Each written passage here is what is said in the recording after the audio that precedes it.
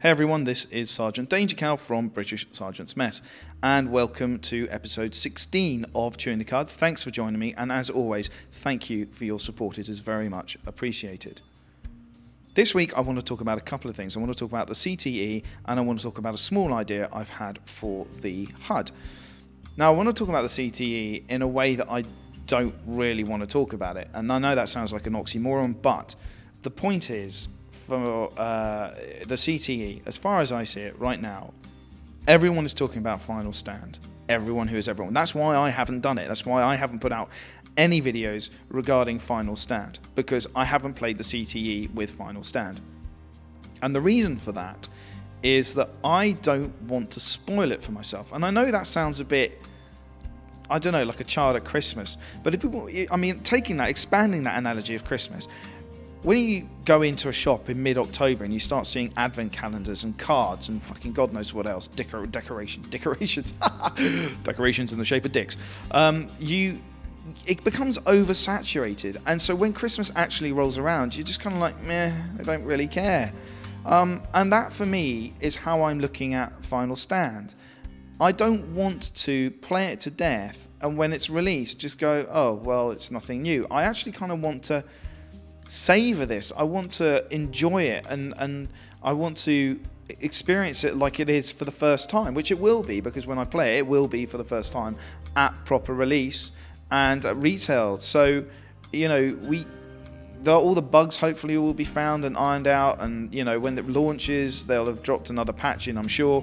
But the point is that I want to really envelop this game, or this, well, I should say this DLC, and kind of Chinese wall it away from my actual gaming experience, because when I want it to release, I want it to release as fresh.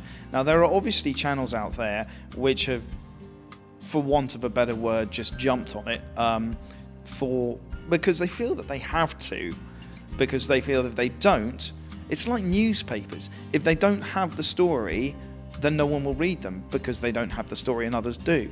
So they all report the same stuff.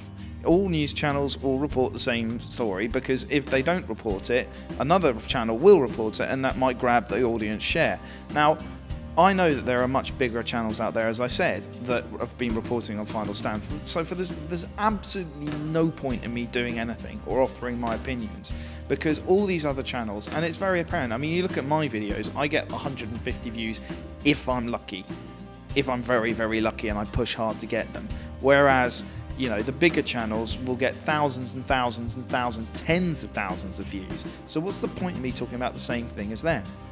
So I want to just envelop, I've taken the decision to envelop and kind of protect myself from Final Stand or playing it, because I want to enjoy it when it hits retail.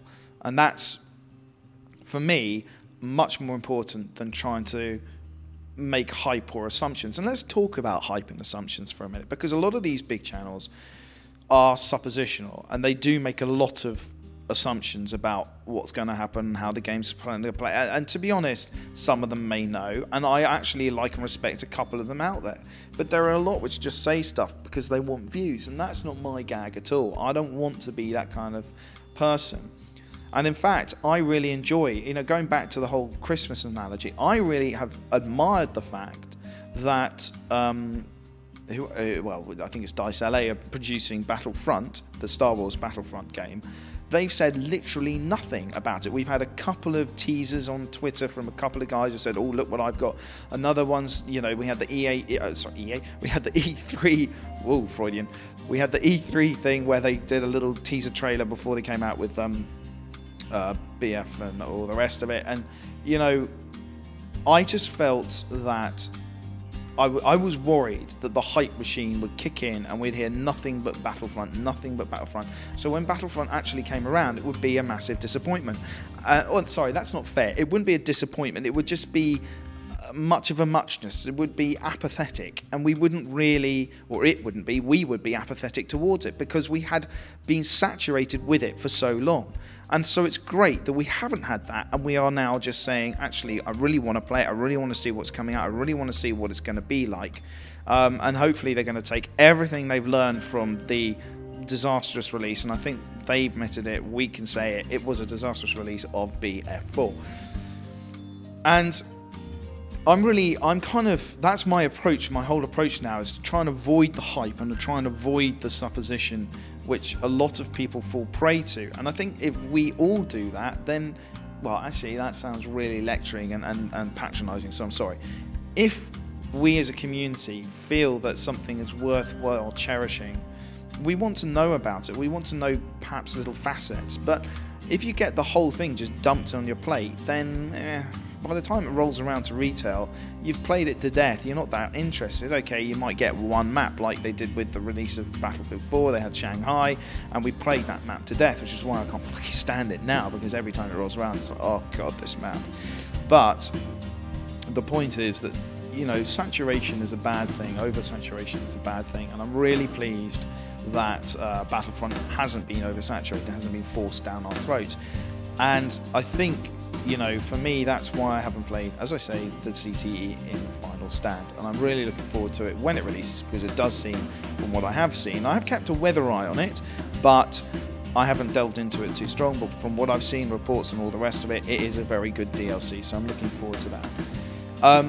Now I'm going to move on now to my idea for the HUD, because I'm rattling on a bit, and oh Christ, I wish I was as eloquent as Scanner is, but the point is, that's Scanner Barkley, by the way. He's a very good commenter on games and what have you, and his thoughts are excellent, so I really do recommend you go and check out his channel.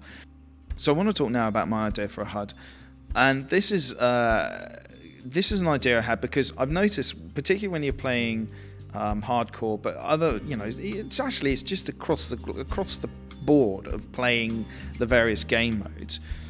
When your player is in, or when your squad mate is in a vehicle, you don't really know. Sometimes when you spawn, you can see they might be in a chopper or whatever. But what happens if they get into a chopper when you haven't spawned, or when they're in a tank or whatever? It would be great if you could see at an instant, by looking down on the left hand side where your squad is, a little symbol by the person's name to say if they're in a vehicle or not, or if you can get into the vehicle, or if you can't, or whatever. So I came up with the idea of just chucking the symbols of the various vehicles that there are in Battlefield next to someone's name in the squad list, like this. I'm going to put up a picture now. So here you got the Phantom Jet is in red because it's obviously only one person can be in it, but it shows you that that person is in the jet. And then up at the top there, you've got someone who is in a tank, which is green because one of the slots is empty. The other idea I had was whether or not, and you can say in the comments below whether you agree with this, but I thought it would be quite useful for tanks to be able to carry, say, 2 or 3, maybe even 4 people externally. Because ultimately, if you've got a tank rolling through the objective or whatever, you've taken the objective, the tank roars off and you've got to travel fucking miles to get to the next objective, then wouldn't it be great if you could just hop on the outside of the tank? You can still fire your gun at stuff, but you can also be killed. You're not protected by the tank by being inside the tank. You're actually exposed to external factors like fire or shrapnel or whatever. And I think that would be pretty damn cool. Now, obviously, there are going to be questions raised about if someone rides the tank, they can just repair it all the time. But why not? Why can't they repair the tank when they're riding on it? If the tank needs repairing, the tank has to stop, someone has to jump out, starts repairing. So, does it unbalance things? I don't know. I mean, maybe it does. Maybe you could say, well, you can't repair the tank. Maybe you've only got a certain fire arc that you can use.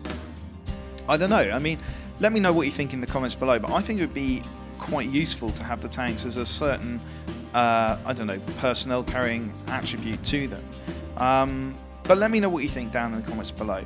It'd be interesting to see how that balances out with you guys. Anyway, that's it from me this week. Let me know about your thoughts on the comments below or by Twitter @Sergeant DangerCow, and I'll see you on the battlefield. Ta-ta.